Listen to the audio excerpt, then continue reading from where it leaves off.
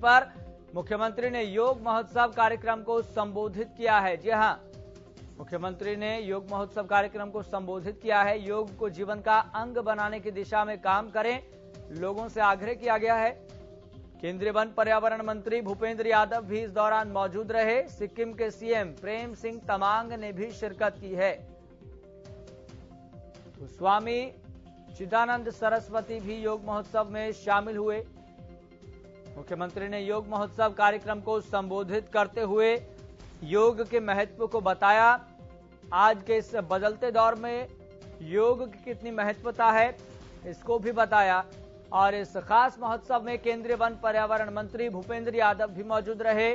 सिक्किम के सीएम प्रेम सिंह तमांग ने भी इस खास महोत्सव में शिरकत की। वहीं स्वामी चिदानंद सरस्वती भी योग महोत्सव में शामिल हुए।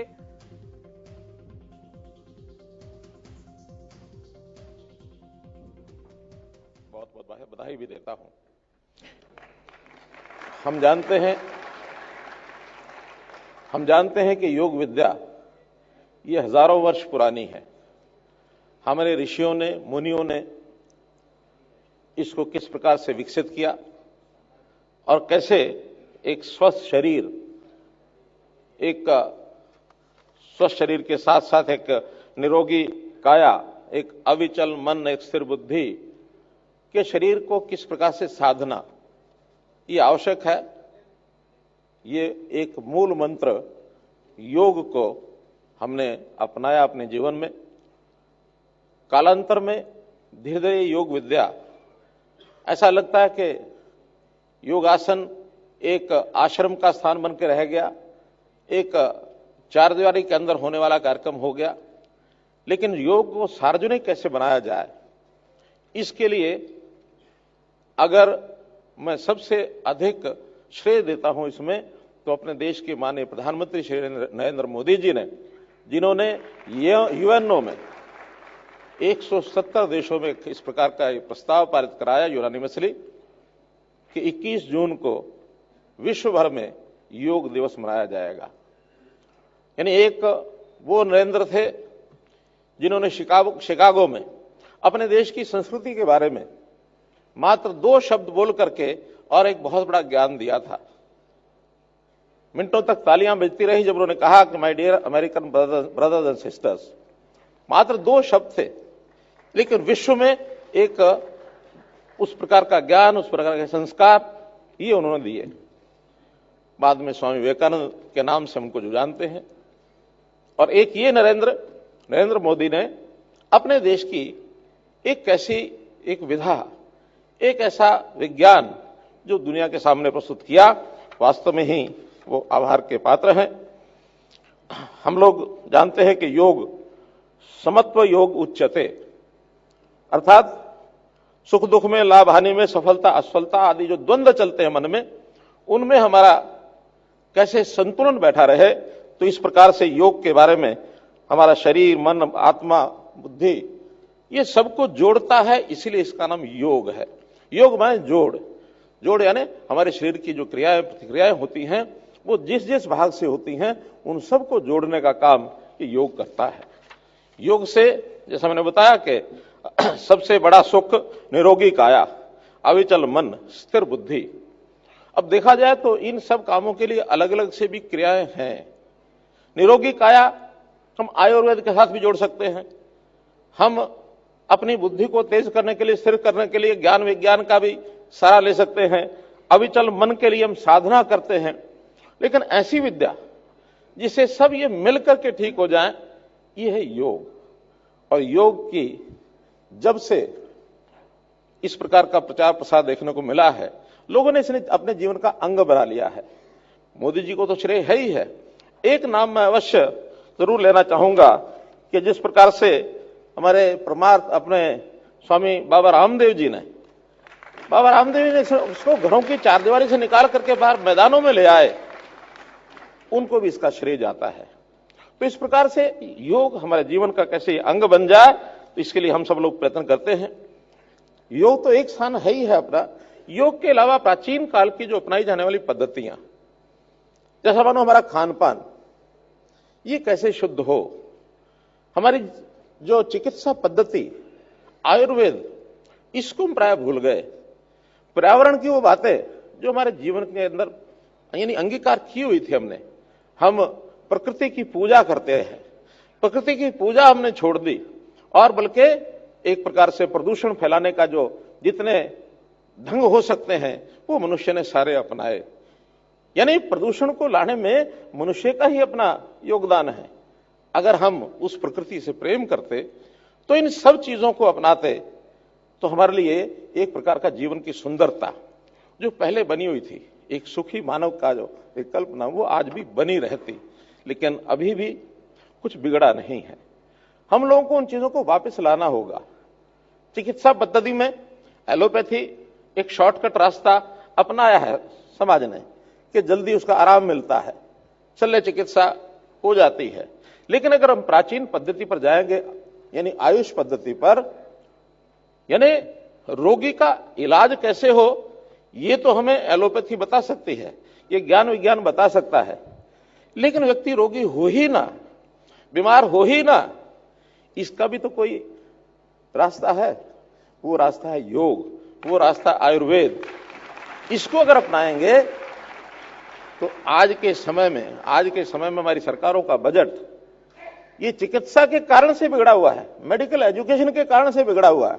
और अगर हम वापस उस पद्धति पर आते हैं तो हमारे बजट भी बचेंगे, हमारे शरीर भी स्वस्थ रहेंगे, निरोगी रहेंगे और अपने काम को हम विधिवत तरीके से आगे बढ़ा सकते हैं।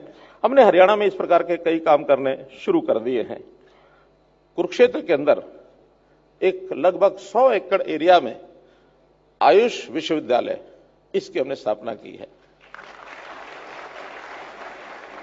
इस विश्वविद्यालय के माध्यम से आयुष की हर विधि का ज्ञान ये पढ़ाया जाएगा और उसका उपयोग, उसके लिए हम आगे बढ़ेंगे। जैसे हमारी अभी तक प्राइमरी हेल्थ सेंटर्स लगभग 550 हैं हरियाणा में। हमने इस वर्ष तय किया है कि आधे जो प्राइमरी हेल्थ सेंटर्स हैं उनको हम सीधे आयुष की विद्या के साथ जोड़ेंगे। आयुष के डॉक्टर बीएमएस होंगे, वहां पर वेलनेस सेंटर्स होंगे। 2000 वेलनेस सेंटर्स खोलने की हमने योजना बनाई है। तो 2000 वेलनेस सेंटर्स के माध्यम से वहां योग भी होगा, योग का शिक्षक भी होगा।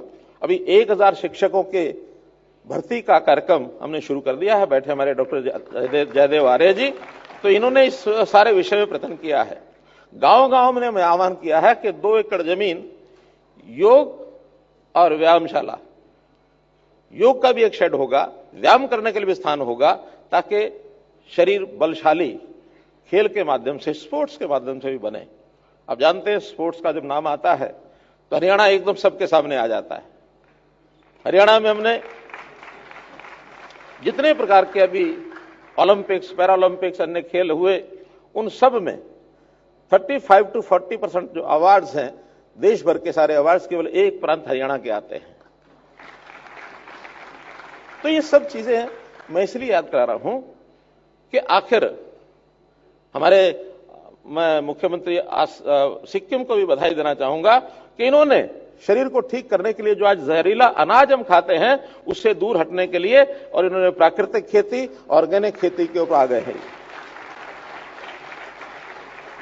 हम भी इस ओर बढ़ रहे हैं और इस ओर बढ़ने के लिए इस बार के बजट में हमने विशेष व्यवस्था की है। तो मेरा इन सब बातों को कहने का हेतु यही है कि योग तो हमको अपनाना ही अपनाना है, साथ में स्पोर्ट्स का है, ऑर्गेनिक खेती है, पर्यावरण है, और एक प्रकृति का संतुलन कैसे बनाए रखा जाए, वन जीवन इसको कैसे बढ़ाया जाए, पौधे कैसे ज्यादा ज्यादा लगाए जाए। एक हमने प्रयोग किया है कि जो ऑक्सीजन देने वाले वन हैं उनको, क्योंकि 3-4 स्पीसीज ऐसी हैं, पीपल है, बड़ है, या इस प्रकार के जो पेड़ हैं जिनकी आयु 100 साल से ऊपर जाती है। हरियाणा में हमने चिन्हित किए 3500 पेड़ हमको ऐसे मिले हैं जिनकी आयु आज 75 वर्ष से ऊपर हो चुकी है। तो हमने उनके 2500 रुपया साल की पेंशन बांध दी उनकी भी,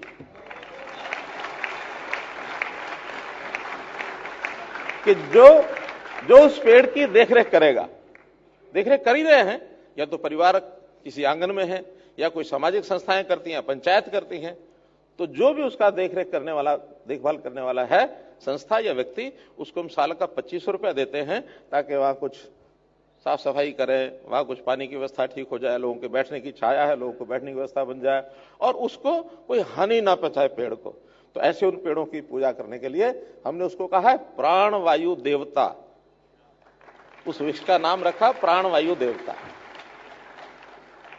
और फिर पेड़ लगाने के लिए भी वन विभाग को एक कार्यक्रम दिया है।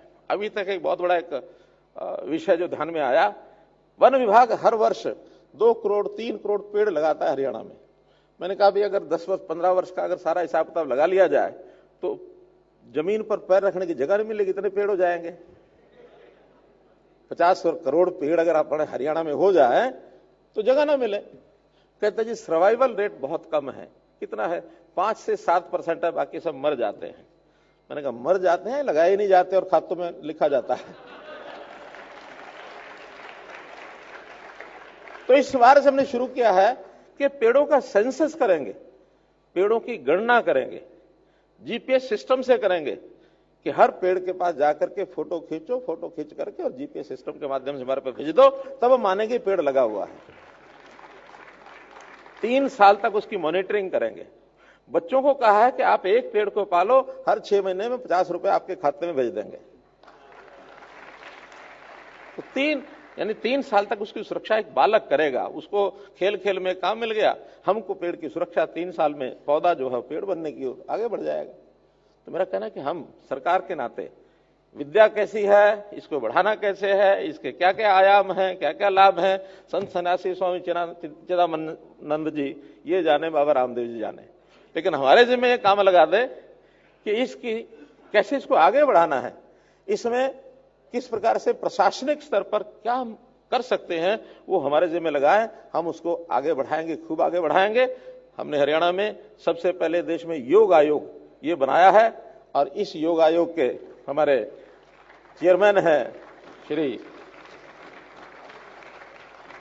जयदीप जी आर्य। तो इस प्रकार एक बात और मैं उल्लेख करना चाहूंगा कि जैसा योग में कहा गया कि योग कर्म सुकौशलम, हमारे मुख्यमंत्री सिक्किम बता रहे थे कि कर्म की कुशलता हमको योग से मिलती है। योग करते रहेंगे तो कर्म करने में सुबह से लेकर शाम तक कोई थकावट नहीं होती। लोग मुझसे पूछते हैं कि सुबह 6 बजे उठ जाते हो, रात के 12 बजे तक काम करते हो, शाम को 6-7 बजे भी जो मुझे मिलता है, वो कहते हैं कि आपके चेहरे पर तो जो सुबह 10 बजे तेज था वही अब मिलता है, क्या बात है? मैंने कहा योग करता हूं। तो ये योग हमको गीता भी संदेश देती है योग करने के लिए। श्रीमद् भागवत गीता